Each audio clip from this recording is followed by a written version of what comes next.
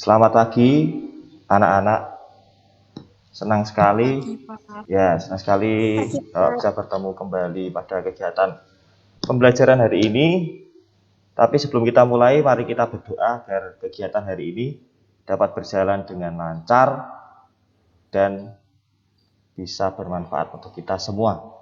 Berdoa, mulai.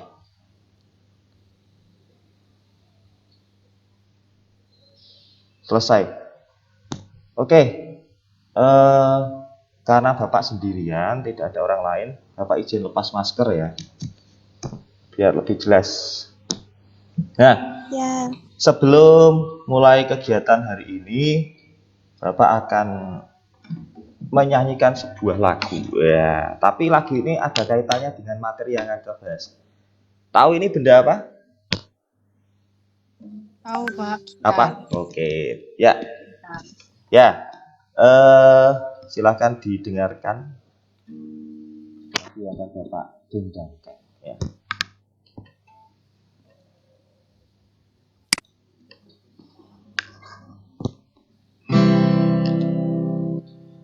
Rasa sayangi, rasa sayangi, lihat dari jauh. Rasa sayangi, pagi-pagi taman ke pasar, beli tahu ketupat. Ayo kawan kita belajar agar jadi pelajar kita. Rasa sayangi, rasa sayangi, lihat dari jauh. Rasa sayangi, kecepatan membeli kipas juga empat. Ayo kawan kita membahas materi tentang fisika. Oke, seperti itulah sebuah lagu yang bisa Bapak dendangkan yang ada kaitannya dengan materi yang akan Bapak bahas hari ini ya. Bapak mulai ya. Nah, hari ini kita akan membahas tentang puisi rakyat. Mungkin kalian sudah pernah mendengar apa itu puisi rakyat? Nah, puisi rakyat ini adalah sebuah karya sastra yang berkembang pada masyarakat yang timbul pada zaman dulu. Nah, kita harus tahu pengertiannya dulu ya. Jadi puisi rakyat ini adalah puisi yang berkembang di suatu masyarakat tertentu dan terikat pada aturan. Nah, puisi rakyat ini adalah warisan dari nenek moyang kita yang sangat luhur, yang sebenarnya banyak sekali wejangan, nasihat yang bisa kita ambil dari puisi ini. Nah, pada zaman dulu belum ada yang namanya tulisan, belum mengenal ya. Oleh karena itu, untuk penyebarannya biasanya dari orang ke orang. Jadi, nama pengarang dari puisi rakyat ini tidak diketahui oleh siapapun. Yang lebih kerennya itu anonim. Nah, nama kerennya anonim. Nah, Bapak mau menyoroti ini. Puisi rakyat ini terikat pada aturan. Aturan apa yang bisa mengikat puisi rakyat ini? Bisa dari 3 hal ini. Penggunaan rima, jumlah baris atau larik, dan panjang pendek suku kata. Rima itu adalah bunyi akhir dari setiap larik. Ya. Itu adalah rima. Sedangkan baris adalah nama lainnya larik. Sedangkan suku kata adalah pembentuk dari sebuah kata, jadi belum kata. Nanti kita akan lihat penjelasannya setelah ini.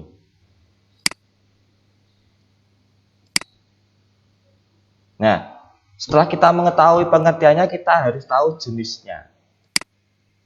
Sebenarnya puisi rakyat itu tidak hanya 3 ini ya, yaitu pantun, syair, dan guridam. Tapi masih banyak lagi.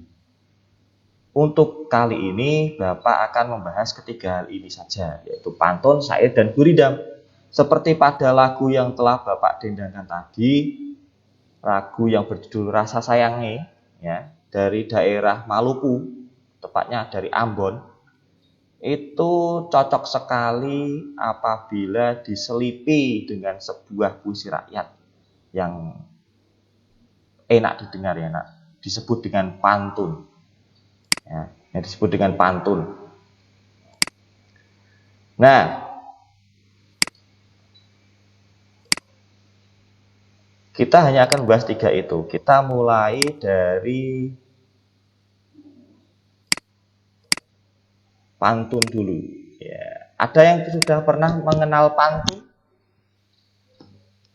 Mungkin sudah ya, dulu waktu SD atau di pembelajaran sebelumnya, atau mungkin melihat di televisi, pernah ya pantun. Nah, pantun itu berasal dari daerah Melayu, ya, daerah Melayu. Kemudian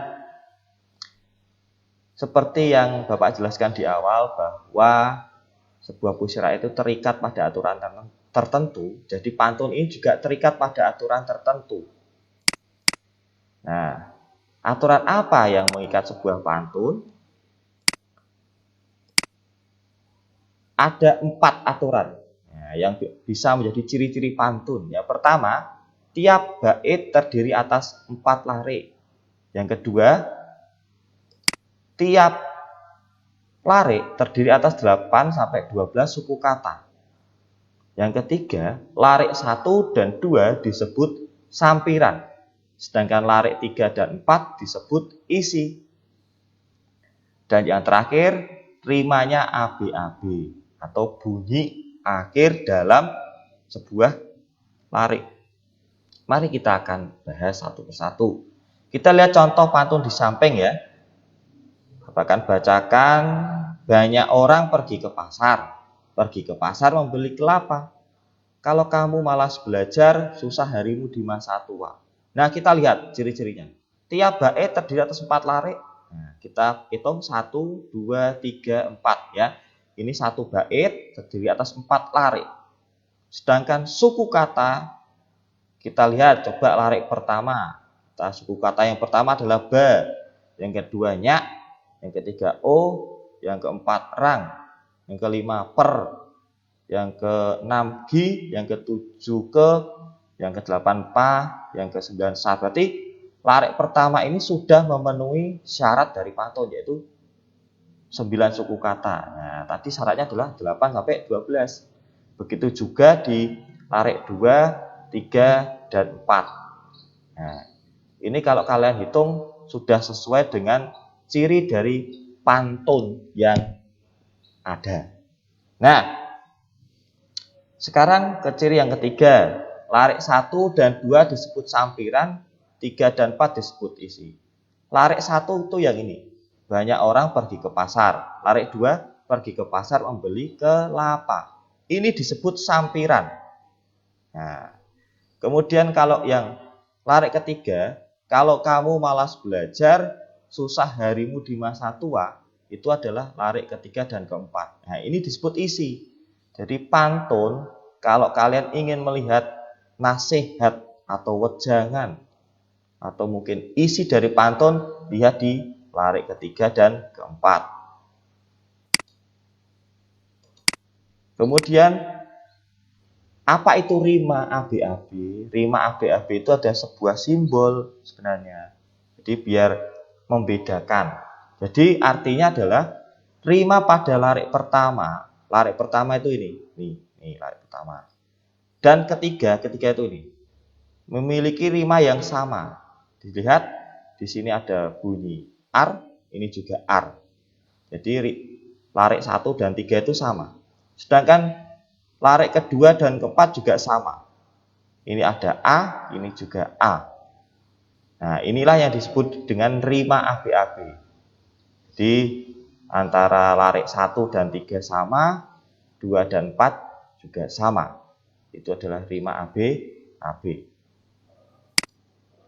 Itu tentang pantun. Adakah yang ditanyakan? Belum ada ya. Selanjutnya kita mengenal jenis pantun. Sama seperti puisi rakyat, jenis pantun juga banyak.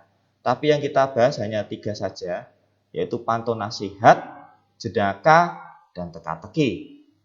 Mari kita lihat langsung ke contohnya, biar tidak bingung ya. Nah, pantun nasihat. Fania bisa dengar suara Bapak? Dengar, Pak. Nah, silakan dibaca Fania pantun nasihat ini. Ke Surakarta membeli jamu. Jamu diminum badan kuat membara. Hormatilah kedua orang tuamu agar kelak hidupmu sejahtera. Oke, terima kasih. Ya, Ya, Pak. ini adalah jenis pantun nasihat. Untuk melihat ini pantun nasihat atau pantun jenaka atau pantun teka-teki, kalian harus melihat isinya yang terletak di larik ketiga dan keempat. Nah, ini adalah contoh pantun nasihat. Isinya ada di larik ketiga dan keempat. Tujuannya adalah bisa memberikan nasihat atau wejangan kepada orang yang membaca. Jadi kita bisa mengerti arti-arti sebuah kehidupan. Selanjutnya jenis yang kedua adalah pantun jenaka. Nah, pantun jenaka ini tujuannya menghibur. Jadi isinya berisi tentang kelucuan. Nah, coba Helen dibaca. Pagi hari pergi ke taman membawa kerang. Aku tersenyum melihat teman lari kencang menabrak tiang. Oke, terima kasih Helen.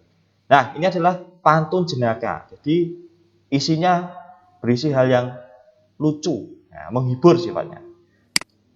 Kemudian pantun teka-teki. Nah, pantun teka-teki ini adalah pantun yang berisi tebak-tebakan. Nah, jawabannya bisa kalian tebak sendiri atau langsung ada di pantun itu. Coba Brescia, bisa tolong dibacakan?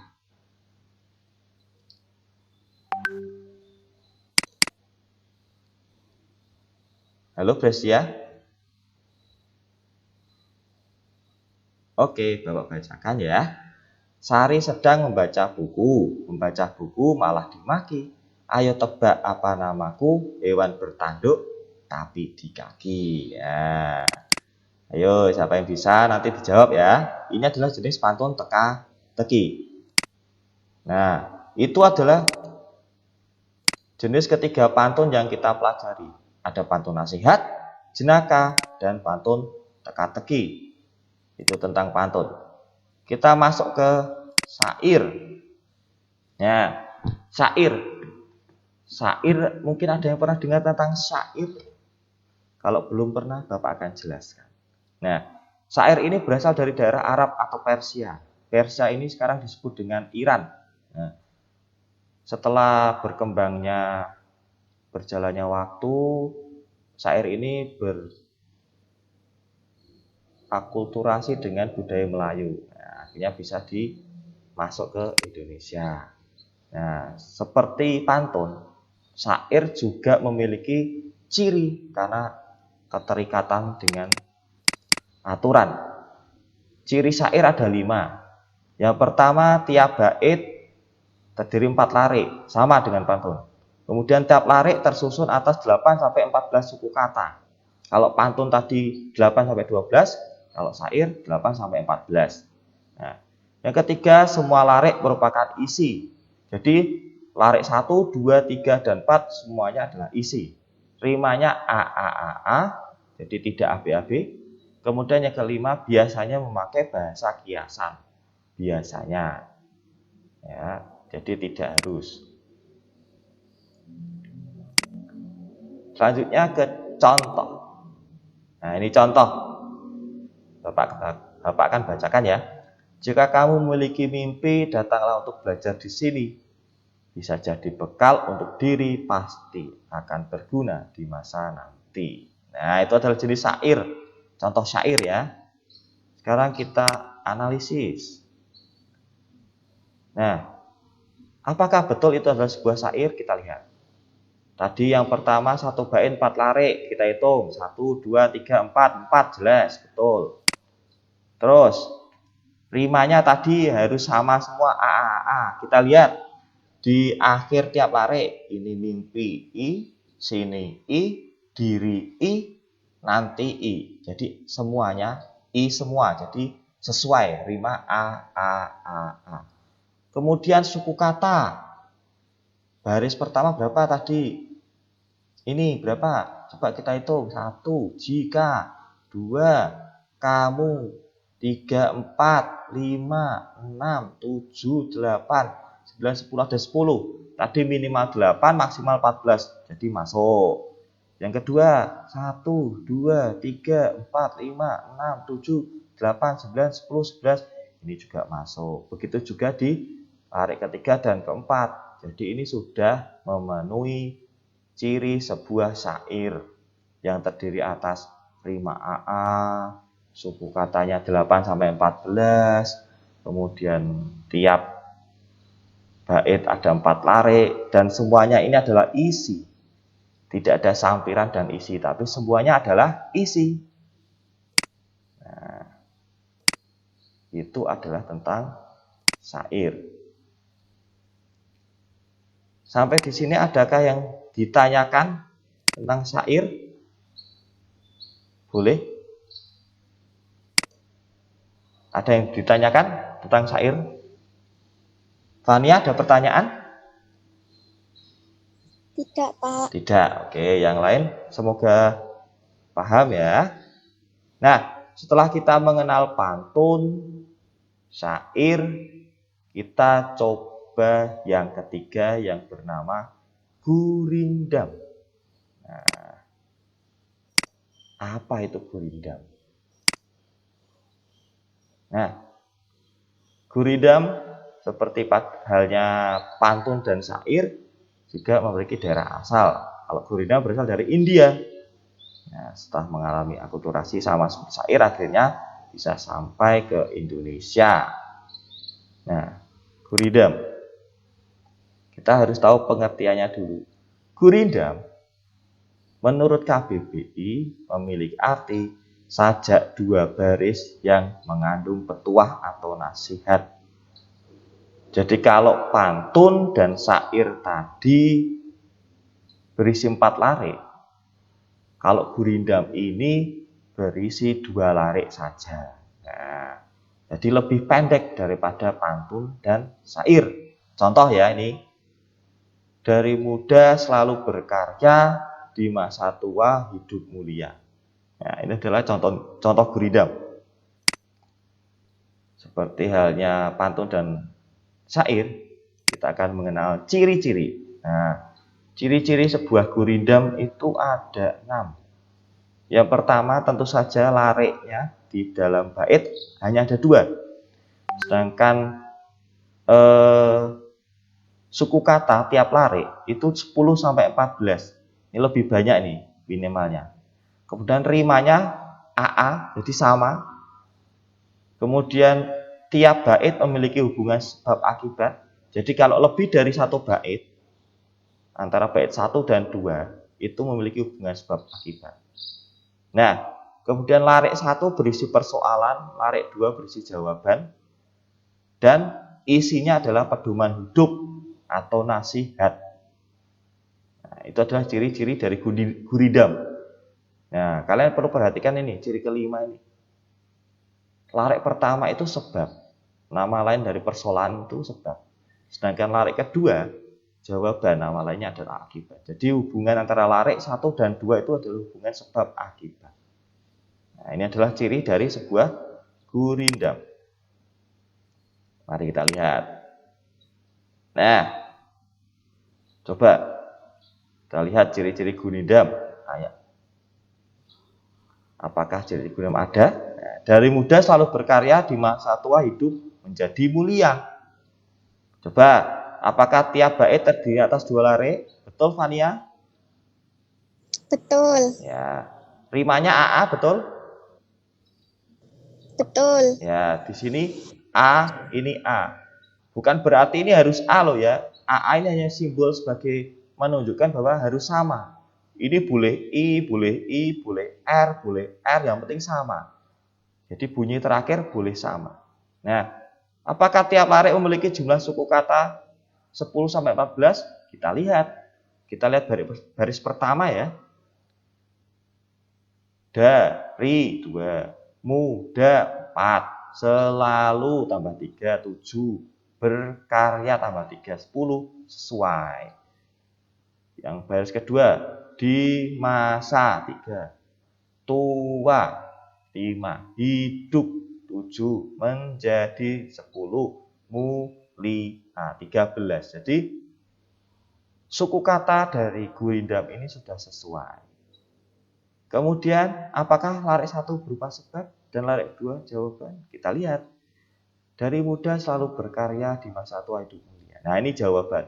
Kalau kita di masa muda itu banyak melakukan kegiatan yang bermanfaat, pasti di masa tua akan jadi orang yang lebih mulia atau tertata. Jadi betul.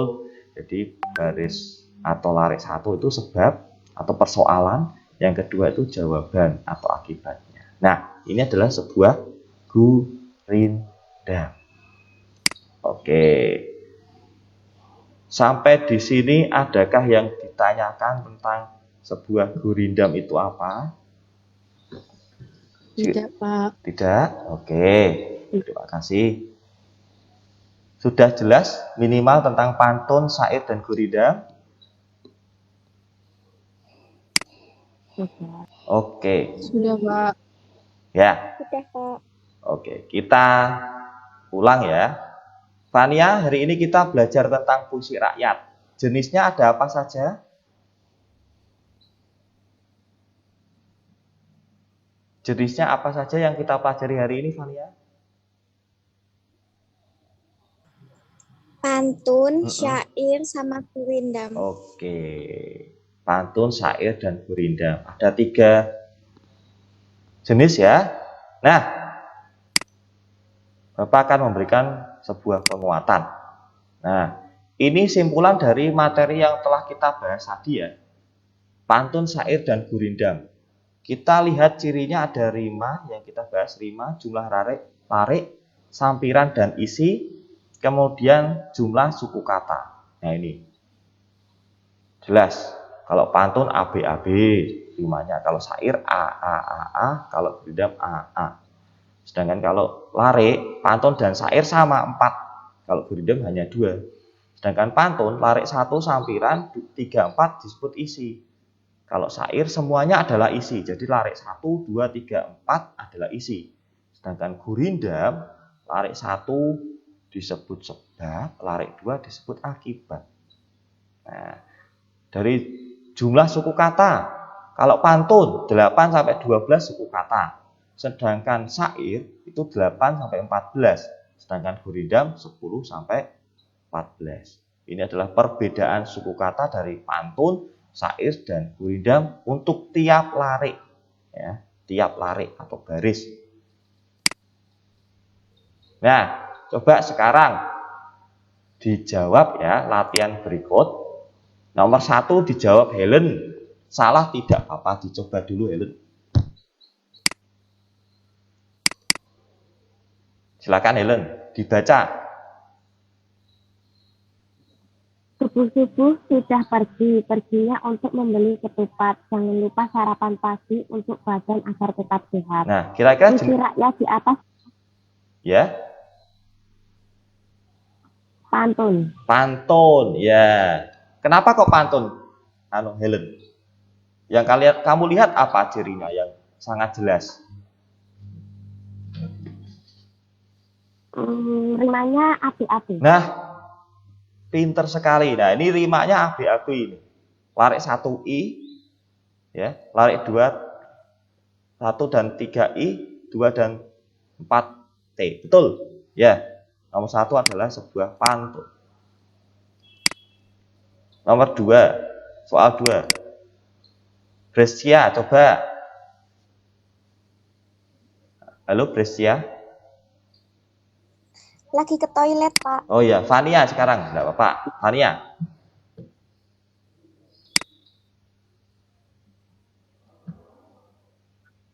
Ciri apa ini? Tadi yang paling ketara apa? Syair. Syair, ya. Jelas ya? Tadi kalau pantun rimanya ABAB, kalau ini adalah AAA. Ya, ini adalah syair, betul.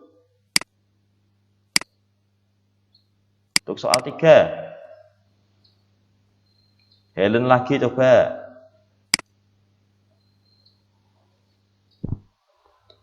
Ciri gurindam nomor berapa? 2, 3, sama 5. Oke, pinter. 2, 3, dan 5. Nah, kalau yang ini, Helen, silakan coba. Yang sesuai mana? A, B, C, atau D? A, Pak. A, ya. Coba ya, dihitung ya, apakah sesuai ya. Suku katanya sa, yang, ngilah 4, 5, 6, 7, 8, 9, 10, 11. Oke, betul. Ya. Yang soal keempat ini betul, sip, bagus.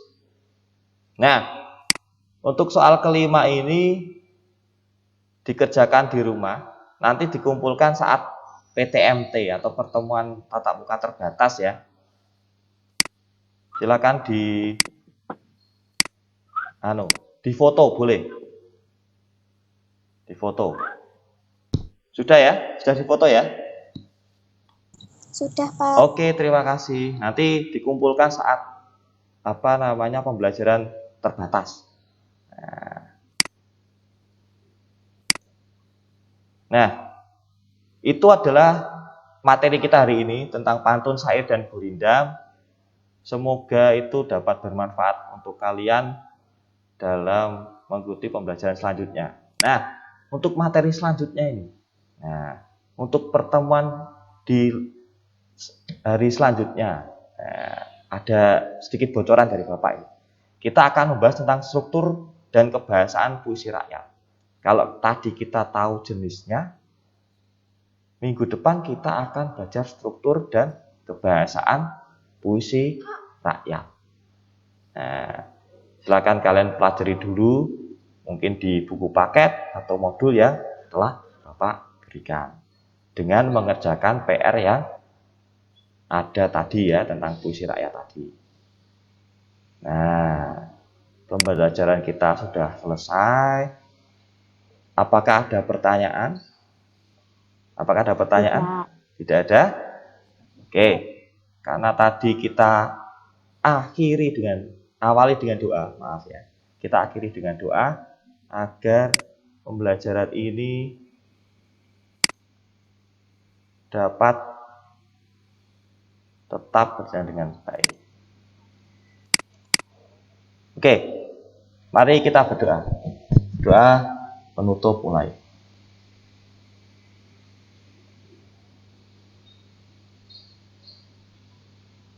Doa selesai. Oke, terima kasih anak-anakku semua. Semoga pembelajaran hari ini bermanfaat. Tetap jaga kesehatan, terapkan protokol kesehatan jika kalian pergi keluar rumah. Oke, selamat pagi semuanya. Dadah.